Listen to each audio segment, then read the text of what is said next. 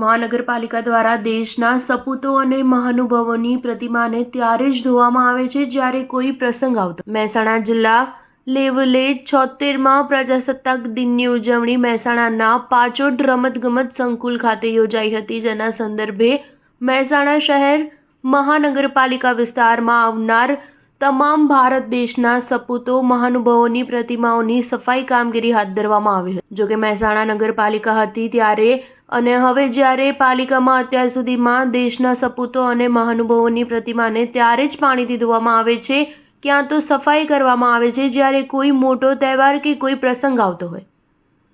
મહેસાણાની મહાનગરપાલિકા ત્યારે જ સફાઈ કરતા હોય છે. દેશભરમાં 26 જાન્યુઆરીના પ્રજાસત્તાક દિનની ઉજવણીની પૂર્વ તૈયારીના ભાગરૂપે સમગ્ર દેશમાં ઉત્સાહ જોવા મળે છે.